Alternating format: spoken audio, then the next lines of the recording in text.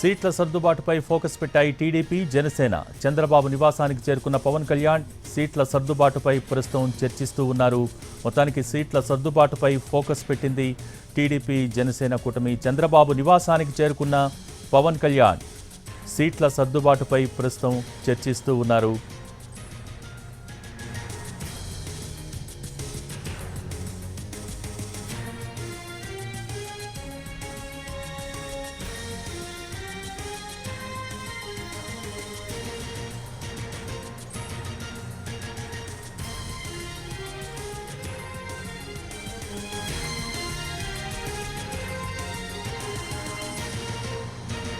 సీట్ల సర్దుబాటుపై ఫోకస్ పెట్టాయి టీడీపీ జనసేన. తుది కసరత్తు మొదలుపెట్టాయి. ఇక చంద్రబాబు నివాసానికి కొద్దిసేపటి క్రితం చేరుకున్న పవన్ కళ్యాణ్ ప్రస్తుతం సీట్ల సర్దుబాటుపై చర్చిస్తూ ఉన్నారు. అయితే 25 దాకా సీట్లనిచ్చేందుకు టీడీపీ సుముఖంగా ఉంది. అయితే మరికొన్ని సీట్లు కావాలంటూ పవన్ కళ్యాణ్ జనసేన తరపు నుంచి పట్టుబడుతూ ఉన్నారు.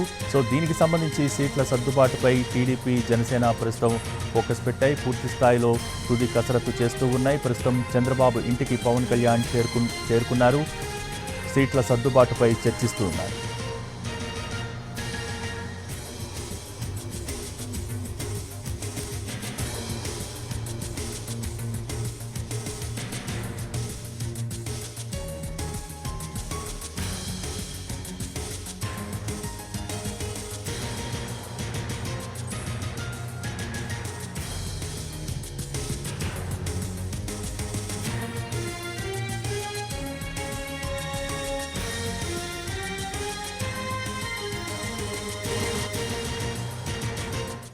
సీట్ల సర్దుబాటుపై ఫోకస్ పెట్టింది టీడీపీ జనసేన. ఇక చంద్రబాబు నివాసానికి చేరుకున్న పవన్ కళ్యాణ్ ప్రస్తుతం సీట్ల సర్దుబాటుపై చర్చిస్తున్నారు. దీనికి సంబంధించి లైవ్ అప్డేట్స్ మా ప్రతినిధి పిఎంఆర్ చంద్రశేఖర్ అందించడానికి సిద్ధంగా ఉన్నారు. పిఎంఆర్, ప్రస్తుతం సీట్ల సర్దుబాటుపై తుది కసరత్తు జరుగుతోందనుకోవచ్చా? ఏంటి లైవ్ అప్డేట్స్ ఏంటి? రెడ్ బోగి మీరు చెప్పినట్లుగానే తుది కసరత్తు సీట్ల సర్దుబాటు వ్యవహారానికి సంబంధించిన వ్యవహారం మీద జరుగుతోంది. ప్రస్తుతం మనం చంద్రబాబు నివాసం వద్ద ఉన్నాం.